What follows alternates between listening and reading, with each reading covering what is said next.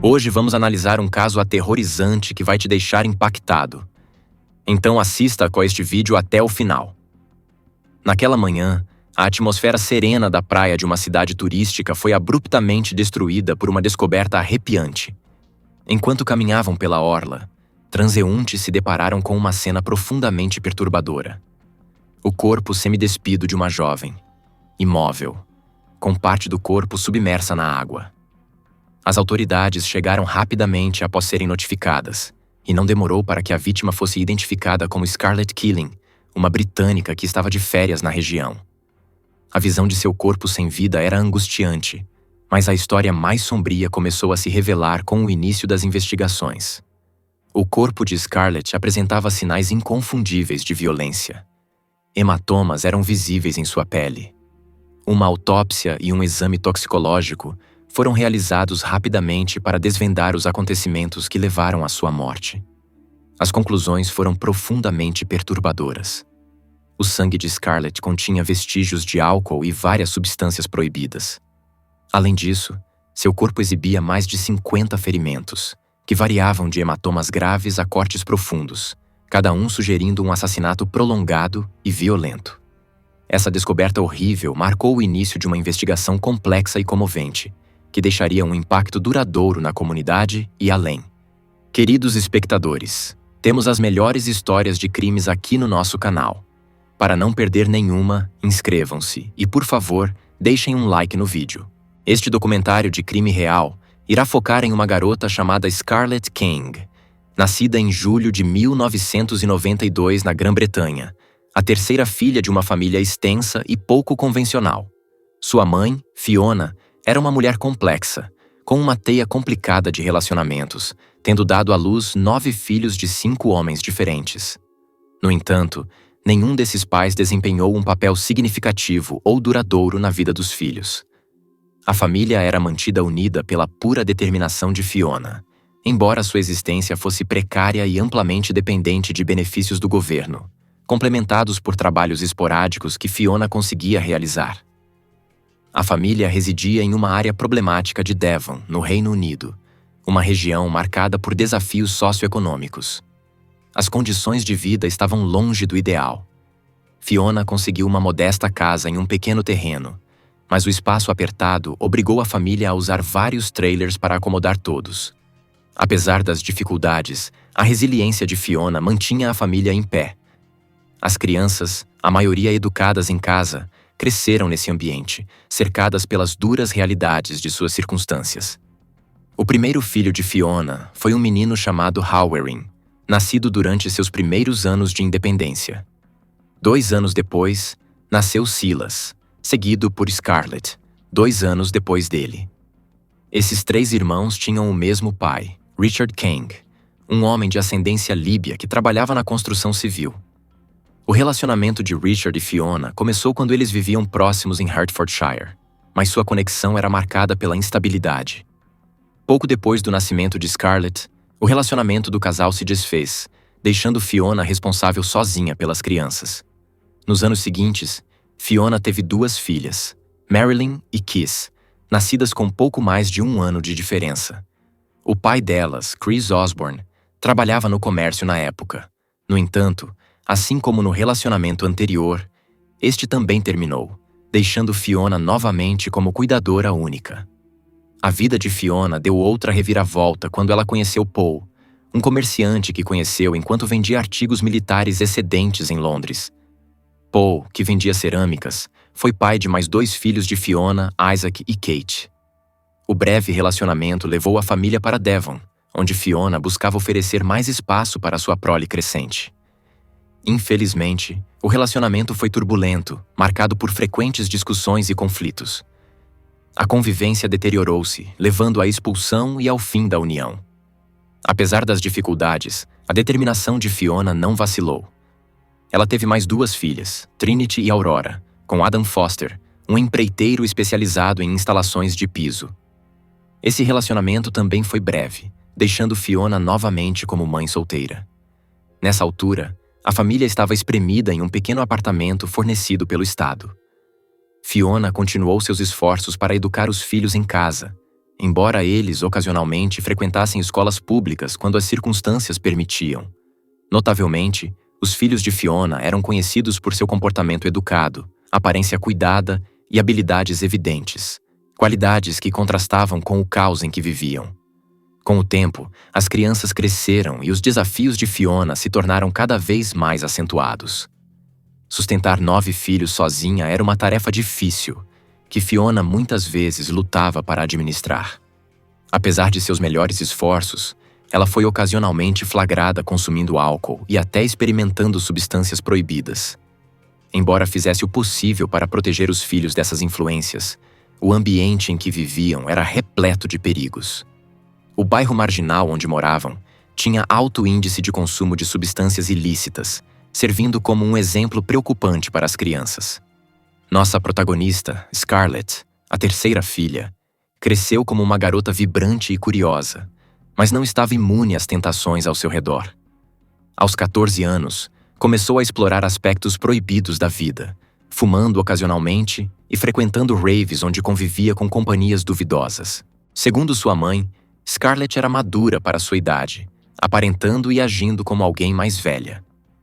Sua beleza e personalidade vivaz atraíam atenção, e ela começou a namorar ainda jovem. Apesar desses desafios, era descrita por quem a conhecia como uma garota alegre e ativa. Tinha paixão por natação e cavalos, e sonhava em entrar para uma trupe artística para seguir uma carreira criativa. Seu charme e ambição brilhavam intensamente, mesmo diante das dificuldades de sua criação.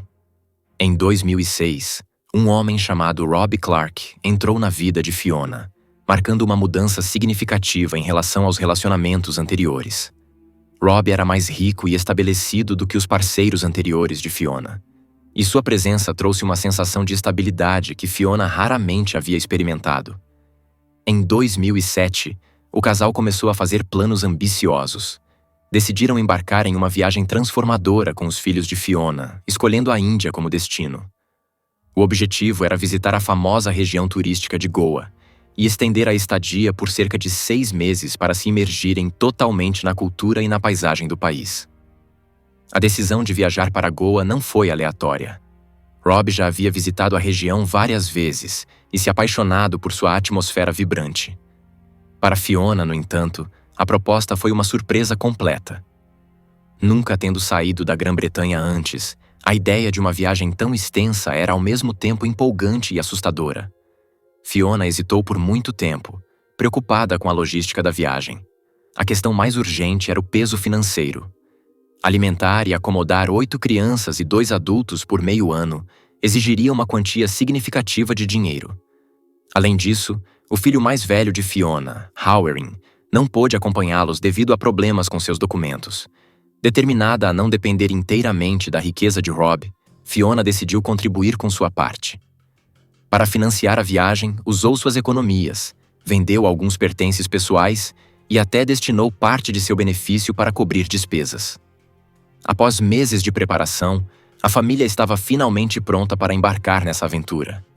Fazer as malas para um grupo tão grande foi uma tarefa monumental, e todos estavam animados. A viagem começou no final de novembro de 2007, quando Rob, Fiona e seus 8 filhos partiram para o primeiro destino, Anjuna, em Goa. Esta cidade costeira, famosa por suas praias idílicas e atmosfera descontraída, foi a introdução perfeita à Índia. Conhecida por seus vínculos com a cultura hippie, Anjuna exalava um clima informal e despreocupado. As festas vibrantes e os clubes agitados ofereciam bastante entretenimento, enquanto o clima quente e as deslumbrantes vistas do oceano cativavam imediatamente os turistas britânicos. Inicialmente, a família Killing abraçou a energia vibrante de Anjuna. Eles aproveitaram o sol, o mar e a pausa na vida rotineira na Grã-Bretanha. No entanto, em fevereiro de 2008, o movimento constante começou a cansar a família. As festas intermináveis e a multidão perderam o encanto, e Fiona e Rob decidiram explorar outras partes da Índia. As crianças concordaram com o plano. Todas, exceto Scarlett. Durante seu tempo em Anjuna, Scarlett formou um vínculo próximo com um guia local chamado Júlio Lobo. Júlio organizava excursões para turistas, distribuía panfletos para promover seu negócio e havia acolhido Scarlett como assistente. Scarlett ficou encantada com essa nova experiência e chegou a expressar o desejo de ficar para continuar trabalhando com Júlio e curtindo a vida na praia. Fiona se opôs inicialmente à ideia. A perspectiva de deixar sua filha de 16 anos em um país estrangeiro, sem supervisão e com alguém que mal conheciam, parecia impensável. Os riscos eram evidentes. A Índia figura consistentemente entre os países mais perigosos para mulheres, com altas taxas de criminalidade, especialmente contra jovens. O instinto maternal de Fiona gritava contra tal decisão, pintando cenários vívidos de perigos que poderiam recair sobre Scarlett naquele ambiente desconhecido. Apesar dessas preocupações esmagadoras, Scarlett mostrou-se extremamente persuasiva. Ela enfatizou a oportunidade única de ganhar independência, ganhar dinheiro e vivenciar uma nova cultura. Um sonho que descreveu como imperdível. A natureza gentil e indulgente de Fiona frequentemente a tornava suscetível aos pedidos dos filhos. Scarlett sabia disso e pressionou nos pontos certos para convencer a mãe. Ela se apresentou como responsável, prometendo evitar festas excessivas e nunca sair sozinha à noite. Retratou Júlio como um companheiro confiável, alguém que cuidaria de seu bem-estar. Relutante e contra seu melhor julgamento, Fiona cedeu, concedendo a Scarlett permissão para ficar com Júlio sob condições rígidas. Com esse acordo estabelecido, Fiona, Rob e as 7 crianças restantes retomaram sua viagem pela Índia. A jornada tinha como objetivo ser uma exploração inesquecível, cheia de alegria e descobertas. No entanto, no início de fevereiro de 2008, a tragédia atingiu, lançando uma sombra escura sobre a aventura. De volta ao Reino Unido, o filho mais velho de Fiona, Howard, foi atropelado por um carro enquanto atravessava uma faixa de pedestres. O jovem de 18 anos sofreu ferimentos graves, ficando em estado crítico. Ele foi levado às pressas para o hospital, mas as atualizações dos médicos eram sombrias.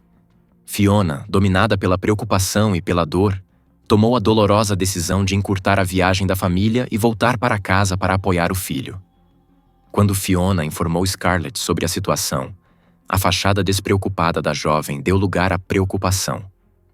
Ela concordou em se reunir à família e começou a arrumar seus pertences. Em 17 de fevereiro, Fiona falou com Scarlett para finalizar os planos de sua partida iminente. Scarlett, no entanto, tinha outras prioridades. Uma festa de Dia dos Namorados havia capturado sua atenção, e ela estava ansiosa para participar. Para Scarlett, era a oportunidade perfeita de se despedir da vida social vibrante que havia aprendido a amar em Goa. Seu entusiasmo pelo evento era contagiante, mas a resposta inicial de Fiona foi de hesitação e desconforto. A ideia de sua filha ir a uma festa noturna, especialmente em um país estrangeiro, lhe causava apreensão. Como sempre, Scarlett sabia como persuadir a mãe. Ela assegurou a Fiona que voltaria antes da meia-noite e que aquela festa era uma última chance de se despedir dos amigos. Relutante, Fiona concordou, embora um sentimento de inquietação persistisse. Naquela noite, Scarlett partiu para a festa com Júlio, cuja presença havia se tornado uma parte significativa de sua vida em Goa. O tempo de Scarlett na cidade costeira havia sido uma mistura de trabalho e lazer.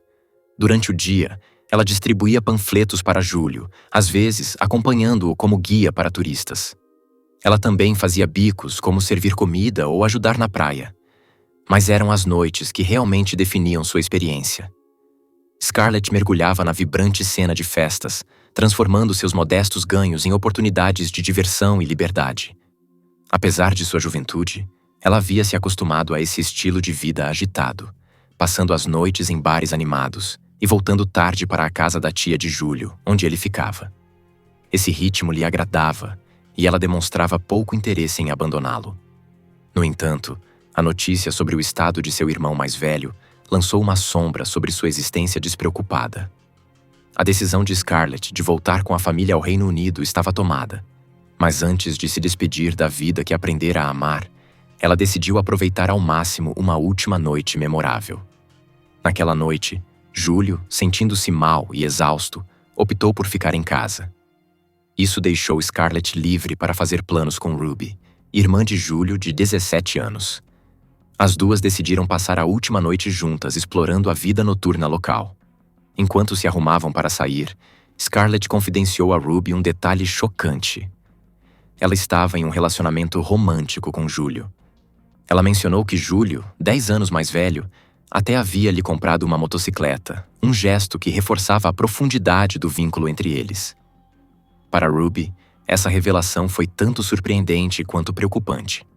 As duas partiram para sua aventura, começando em um bar local antes de seguir para vários outros estabelecimentos.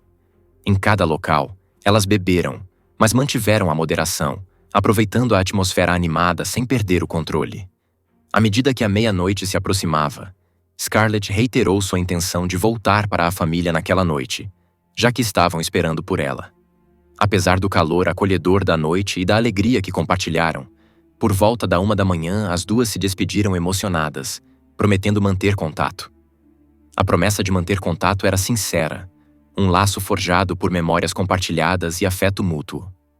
Scarlett garantiu a Ruby que planejava voltar ao Reino Unido, mas esperava visitar o resort e reencontrar seus amigos no futuro. Essa promessa esperançosa foi a última vez que Ruby teve notícias de Scarlett. Tragicamente, aqueles momentos ternos marcaram a última vez que alguém a viu. Quando Scarlett não voltou para a casa onde sua família estava hospedada, Fiona inicialmente presumiu que ela tivesse ido para o local de Júlio, um amigo mencionado por Scarlett, e provavelmente retornaria pela manhã. No entanto, quando a primeira luz da manhã surgiu no horizonte, ainda não havia sinal de Scarlett. A preocupação inicial de Fiona transformou-se em um medo angustiante. Quando o sol surgiu completamente, um sentimento perturbador e incontrolável tomou conta dela. Na manhã de 18 de fevereiro de 2008, a beleza tranquila da praia da cidade turística foi destruída por uma descoberta horrível. Pessoas que passavam se depararam com o corpo semidespido de uma jovem deitada na areia, sua forma sem vida parcialmente submersa na água. A cena era sombria, o silêncio pesado com a tragédia. As autoridades foram chamadas imediatamente e a vítima logo foi identificada como Scarlett Killing, de 16 anos. Fiona, já sobrecarregada pela condição grave do filho, ficou devastada com a notícia. Consumida pelo horror e pela descrença, Fiona lutou para reunir forças antes de correr até o local da tragédia. A investigação inicial da polícia foi rápida, mas profundamente falha. Os policiais afirmaram que Scarlett havia se afogado acidentalmente. Segundo sua narrativa, ela havia consumido álcool, adormecido na praia e sido levada pelas ondas. Essa explicação, no entanto, estava repleta de inconsistências e ignorava evidências gritantes em contrário. O corpo de Scarlett apresentava múltiplos hematomas, claros sinais de violência que não poderiam ser facilmente descartados. As graves lesões na área genital sugeriam um crime impensável, mas as autoridades as ignoraram. Seu estado de semidesnudamento foi atribuído às ondas que teriam arrancado suas roupas, uma alegação que Fiona considerou tanto desdenhosa quanto implausível. Impulsionada pelo instinto materno e por uma determinação inabalável de buscar justiça, Fiona recusou-se a aceitar a investigação superficial da polícia. Ela estava convencida de que as conclusões não eram apenas precipitadas, mas também deliberadamente projetadas para encobrir a verdade. Suas suspeitas foram reforçadas pela relutância palpável das autoridades locais em investigar mais a fundo, aparentemente priorizando a reputação da cidade turística em detrimento da justiça por Scarlett. Qualquer publicidade negativa, temiam, poderia afastar turistas e prejudicar a lucrativa indústria do turismo da região. A luta de Fiona por justiça foi árdua e implacável. Ela enfrentou inúmeros desafios emocionais e físicos, retornando repetidamente ao necrotério onde o corpo de Scarlett estava. Cada visita era uma provação, mas Fiona perseverou, documentando as lesões da filha com fotografias que serviam como prova incontestável de uma morte violenta. Os hematomas no corpo de Scarlett, especialmente as lesões graves na área genital, não deixavam dúvida para Fiona de que sua filha havia sido brutalmente agredida. A polícia inicialmente alegou que os hematomas na cabeça de Scarlett eram resultado de ela ter batido em pedras afiadas no fundo do oceano. Frustrada com a falta de urgência e de credibilidade na investigação, Fiona decidiu agir por conta própria. Ela iniciou uma investigação meticulosa, determinada a descobrir a verdade e responsabilizar os culpados. A investigação conduzida por Fiona foi exaustiva e corajosa. Ela falou diretamente com várias testemunhas, reunindo fragmentos de informação sobre os últimos momentos conhecidos de Scarlett. Sua determinação a levou a vasculhar a área onde o corpo de Scarlett havia sido encontrado, procurando meticulosamente por pistas que a polícia havia ignorado. Em um acontecimento extraordinário, Fiona encontrou itens cruciais que haviam sido deixados para trás pelos investigadores. Espalhadas entre os arbustos e ao longo da praia, estavam peças de roupa de Scarlett. Essas descobertas se somaram ao crescente conjunto de evidências que minavam a narrativa policial de afogamento acidental. No final de março de 2008, uma segunda autópsia e exame toxicológico foram realizados. Os resultados traçaram um quadro sombrio. Álcool e várias substâncias proibidas foram encontradas no sangue de Scarlett. Além disso, seu corpo apresentava mais de 50 ferimentos violentos, incluindo cortes profundos e hematomas severos. A quantidade mínima de água encontrada nos pulmões de Scarlett refutou ainda mais a teoria do afogamento. Os investigadores concluíram que a água provavelmente entrou em seus pulmões após a morte, sugerindo que os autores do crime tentaram se desfazer do corpo no oceano para simular um afogamento acidental. Além disso, a análise toxicológica revelou a presença de substâncias pesadas e ilegais, levantando questões perturbadoras sobre como tais substâncias haviam entrado em seu organismo. Segundo amigos e familiares, Scarlett no máximo fumava ocasionalmente, tornando essa descoberta ainda mais suspeita. Através de seus esforços incansáveis, Fiona conseguiu reunir uma linha do tempo mais clara das últimas horas de Scarlett. Conversas com testemunhas ajudaram a reconstruir os acontecimentos daquela noite fatídica. Após deixar sua amiga Ruby, Scarlett teria sido vista entrando em um bar por volta das 3 horas da manhã. Uma testemunha-chave, Mike, um turista inglês que também passava férias em Goa, recordou-se de ter visto Scarlett nesse horário. Segundo ele, Scarlett parecia muito embriagada, com dificuldade para andar e fala arrastada. Ela chegou a cair perto da entrada, sendo ajudada por pessoas próximas. Sua presença atraiu imediatamente a atenção de vários homens, mas o dono do bar tentou protegê-la dos avanços deles. Em algum momento da noite, Scarlett foi vista indo para os fundos do bar, onde conversou com 2 homens indianos. Testemunhas observaram que Scarlett parecia familiarizada com esses homens, pois eles riam, bebiam e conversavam juntos por cerca de 1 hora. Mike, um dos frequentadores que observava a cena casualmente, notou que Scarlett parecia à vontade na companhia deles. No entanto, ele também não pôde deixar de notar as mudanças perturbadoras na área. Nos últimos meses, a praia havia ganhado uma reputação sombria, com um aumento na atividade de gangues. Esses incidentes lançaram uma sombra sobre o que antes era um destino popular para turistas e moradores locais.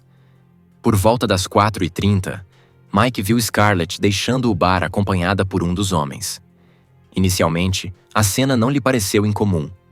Cerca de 30 minutos depois, ao se preparar para deixar o local, Mike notou algo perturbador. À distância, viu o mesmo homem arrastando Scarlett para dentro de uns arbustos. Embora Scarlett não gritasse nem resistisse visivelmente, sua postura mole incomodou Mike. Ele ignorou seu instinto, presumindo que fosse um casal em busca de privacidade. Tragicamente alheio ao perigo que Scarlett corria, Mike optou por não intervir e seguiu seu caminho. Esses relatos se tornaram cruciais para a investigação. Com base nos depoimentos, a polícia fez uma prisão importante. Em 2 de março de 2008, 2 suspeitos, Samson de Souza, de 36 anos, e Plácido Carvalho, de 47, foram detidos. Ambos trabalhavam no estabelecimento onde Scarlett havia sido vista pela última vez. Eles foram acusados de homicídio e, posteriormente, de tentativa de destruição de provas relacionadas ao crime. As prisões deram um vislumbre de esperança para Fiona, a mãe enlutada de Scarlett, e para outros que buscavam justiça. No entanto, essa esperança logo seria ofuscada pelo progresso lento e tortuoso do caso. Em junho de 2008, o caso foi transferido para o Departamento Central de Investigação, medida que aumentou as expectativas de uma apuração mais completa. O julgamento em Goa só foi marcado para março de 2010, 2 anos inteiros após a morte de Scarlett. Durante esse período, as autoridades trabalharam meticulosamente para reconstruir os eventos que levaram ao assassinato, entrevistando 72 testemunhas e reunindo diversos relatos para montar a cronologia. No entanto, poucos dias antes do início do julgamento, o caso foi inesperadamente suspenso. A suspensão decorreu da falta de provas diretas ligando os suspeitos ao crime. Grande parte das evidências físicas, incluindo o DNA crucial, havia sido levada pelas marés implacáveis do oceano, prejudicando gravemente a investigação. Apesar desses contratempos, o Ministério Público manteve-se determinado. Eles avançaram, identificando e interrogando testemunhas adicionais que pudessem trazer clareza. Em 2013, o grupo de testemunhas havia sido reduzido para 30 indivíduos-chave, cujos depoimentos ajudaram a refinar a linha do tempo com maior precisão. Entre essas testemunhas, o relato de Mike destacou-se como particularmente crucial. Sua observação em primeira mão de Scarlett sendo arrastada para os arbustos forneceu um elo essencial na cadeia de eventos. No entanto, a cooperação de Mike estava longe de ser esperada. Em abril de 2012, ele recusou-se a retornar a Goa para testemunhar, alegando sérias preocupações com sua segurança. Em entrevistas posteriores à imprensa, Mike admitiu abertamente o medo de voltar a um país onde um crime tão hediondo havia ocorrido. Sua recusa lançou uma sombra sobre o caso, dificultando os esforços para estabelecer uma narrativa clara. Logo começaram a circular rumores de que Mike havia sido ameaçado por gangues locais. Alguns especularam que essas ameaças tinham como objetivo intimidá-lo e impedir seu testemunho. Houve até alegações de que as autoridades indianas teriam aberto um processo criminal contra ele por seu envolvimento como testemunha. Seja por medo, coerção ou uma combinação de ambos, o depoimento de Mike acabou sendo removido do processo. Esse desenvolvimento foi um golpe severo para a acusação. Mike, antes considerado uma testemunha-chave, passou a ser visto como pouco confiável, e sua ausência deixou uma lacuna enorme na narrativa. Fiona, arrasada e furiosa, não hesitou em expressar seu desprezo. Ela condenou publicamente Mike, chamando-o de covarde que falhou com Scarlett em 2 ocasiões cruciais. Primeiro, por não intervir quando a viu sendo arrastada para os arbustos, e depois, por se recusar a testemunhar e levar seus assassinos à justiça. Desesperada por respostas, Fiona decidiu agir por conta própria. Ela viajou ao Reino Unido, determinada a confrontar Mike pessoalmente. Seu objetivo era gravar o depoimento dele em vídeo para apresentá-lo no tribunal como prova vital. Apesar de seus apelos emocionados, Mike se recusou a cooperar. Seu silêncio contínuo deixou Fiona devastada e desiludida.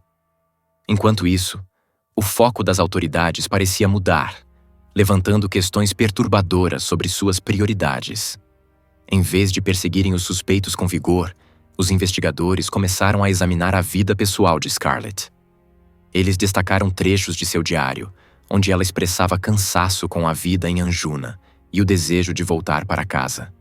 Detetives sugeriram que esses escritos indicavam um estado de depressão, chegando a insinuar que a morte de Scarlett poderia ter sido um ato voluntário. Essa narrativa ignorava fatos essenciais, incluindo a ausência de qualquer histórico de problemas de saúde mental ou tendências suicidas. A família e os amigos de Scarlett ficaram indignados, rejeitando essas alegações como tentativas infundadas de desviar a culpa. Para Fiona, a sugestão de que a morte de Scarlett foi qualquer coisa além de um crime brutal era um insulto à memória de sua filha. Devido a esses e inúmeros outros contratempos, as audiências foram adiadas por angustiantes 8 anos. Durante esse tempo, Fiona permaneceu sob os holofotes, suportando o escrutínio implacável da mídia. À medida que o caso se arrastava, a esperança por justiça parecia tentadoramente próxima, mas sempre fora de alcance. Em 23 de setembro de 2016, essa esperança foi destruída. Samson e Placido, os 2 homens presos em conexão com a morte de Scarlett, foram absolvidos devido a uma suposta falta de provas. Fiona estava presente no tribunal quando o veredicto foi anunciado e ficou horrorizada com a decisão. Anos de atrasos culminaram na libertação dos acusados. Os advogados de defesa de Samson e Placido argumentaram que o Departamento Central de Investigação nunca havia possuído provas credíveis contra seus clientes. Eles continuaram a afirmar que foi um acidente, ignorando completamente as evidências médicas confirmadas. As 50 lesões confirmadas no corpo de Scarlett, ferimentos que nenhuma pessoa poderia infligir a si mesma, foram convenientemente ignoradas. Além disso, a defesa alegou que Scarlett teria consumido voluntariamente as substâncias proibidas encontradas em seu organismo, teoria veementemente contestada por sua família e amigos. Fiona esperou 4 anos apenas para recuperar o corpo de Scarlett e dar-lhe um enterro digno, um marco doloroso que só foi possível em junho de 2012. Ela havia depositado sua fé no sistema jurídico, esperando por um julgamento justo e um resultado honesto, mas outros 4 anos de angústia levaram apenas à absolvição dos suspeitos. Quando Fiona retornou ao Reino Unido, sentiu como se tivesse perdido tudo. Ela se viu sob escrutínio dos tribunais e até dos serviços de tutela no Reino Unido, que criticaram suas ações e questionaram sua aptidão como mãe. Em certo momento, houve até a possibilidade de que Fiona perdesse a guarda de seus filhos menores restantes. No entanto, esse foi apenas um dos desafios devastadores que sua família enfrentou. Antes que o julgamento contra Samson e Placido pudesse começar, o filho mais velho de Fiona, Howard King, morreu em circunstâncias trágicas. Ele foi encontrado morto em um alojamento temporário. Fiona acreditava que Howard, que era profundamente próximo de Scarlett, não conseguiu lidar com a dor de sua perda. Durante anos, ele se culpou por não ter acompanhado a família à Índia, convencido de que sua presença poderia ter salvado a irmã. O prolongado fracasso em levar os assassinos de Scarlett à justiça apenas aumentou sua angústia. A reputação de Scarlett também sofreu devido a alegações prejudiciais feitas pelo parceiro de Fiona, Rob, que esteve com a família durante a viagem à Índia. As afirmações de Rob pintaram um quadro sombrio das últimas semanas de Scarlett. Ele alegou que no segundo mês da estadia em Anjuna, Scarlett havia esgotado seus recursos com álcool, deixando o grupo sobreviver com pouca comida, muitas vezes apenas uma tigela de arroz por dia. Rob ainda afirmou que Júlio teria levado Scarlett à força depois que o grupo se mudou para outra praia. Ele acreditava que a mãe poderia ter recebido dinheiro por Scarlett. Então a entregou a Júlio e eles próprios foram embora. Fiona negou veementemente tais acusações. Então, em fevereiro de 2017, um acontecimento inesperado reacendeu a luta de Fiona por justiça. A decisão do tribunal de 2016 de absolver os acusados foi formalmente contestada, reabrindo o caso e oferecendo a Fiona uma centelha de esperança. Com vigor renovado, ela se juntou à batalha judicial. Foi revelado que, durante as audiências iniciais, o juiz responsável não havia seguido os regulamentos adequados, resultando em uma conclusão profundamente falha e errônea. Essa revelação levou à reabertura da investigação, e ambos os suspeitos, Samson e Placido, foram novamente colocados sob escrutínio. À medida que o caso se desenrolava, o gabinete do promotor de Anjuna começou a levar a sério a teoria de dano intencional. Os investigadores consideraram a possibilidade de que Samson e Placido tenham deliberadamente coagido Scarlett a consumir um coquetel perigoso de substâncias proibidas e álcool. As evidências sugeriram que, quando Scarlett resistiu ou talvez ficou incapacitada, ela foi submetida a mais abusos. Segundo a acusação, os suspeitos provavelmente jogaram o corpo sem vida de Scarlett na costa, esperando que as ondas apagassem seu crime e fizessem parecer que ela havia se afogado naturalmente. No entanto, os resultados da autópsia mostraram que Scarlett havia morrido antes de entrar na água, com a causa da morte atribuída a uma combinação de overdose e lesões infligidas a ela. À medida que os preparativos para a segunda audiência se intensificavam, uma nova testemunha surgiu, lançando luz sobre as últimas horas de Scarlett. Essa pessoa relatou ter visto Scarlett por volta das 3 horas da manhã na noite de sua morte. De acordo com a testemunha, Scarlett parecia tentar conseguir uma carona, possivelmente para voltar para sua família. Apesar de seus esforços, nenhum motorista parou para ajudá-la, deixando-a sem escolha a não ser caminhar até o bar de praia nas proximidades. Foi lá que ela encontrou Samson e Plácido. Os dois homens teriam assegurado a Scarlett que a levariam para casa depois que seus turnos terminassem às 5 horas. Confiando na promessa deles, Scarlett decidiu esperar. Os investigadores descobriram detalhes perturbadores durante a reinvestigação. Foi alegado que Samson havia colocado uma potente mistura de substâncias pesadas na bebida de Scarlett, deixando-a indefesa. As evidências sugeriam que Samson estava profundamente envolvido na cadeia de fornecimento de substâncias ilegais que operava na praia, o que provavelmente lhe proporcionou tantos meios quanto o motivo para cometer o crime. Talvez, inicialmente, tenha sido essa sua conexão que lhe permitiu escapar da justiça, porque as autoridades simplesmente não queriam revelar o que estava acontecendo no resort. Curiosamente, Plácido já não figurava mais nessa história. Apenas Samson permanecia como o principal vilão. No entanto, devido à relação amigável, acreditava-se que ele pudesse ser o instigador. Durante as audiências, o advogado do réu negou o envolvimento de Samson no assassinato e continuou a insistir que tudo não passava de um acidente. Ele tentou limpar a imagem de seu cliente de todas as formas possíveis, mas, àquela altura, a polícia já tinha testemunhos e provas suficientes para considerá-lo envolvido na brutal execução da adolescente. O defensor conseguiu provar que Plácido Carvalho era inocente. Ele realmente conversou muito com Scarlett naquela noite, mas foi embora em sua scooter para casa antes do momento em que ela iria com Samson.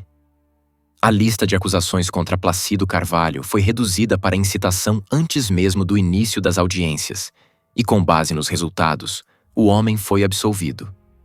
Mas um destino diferente aguardava Samson.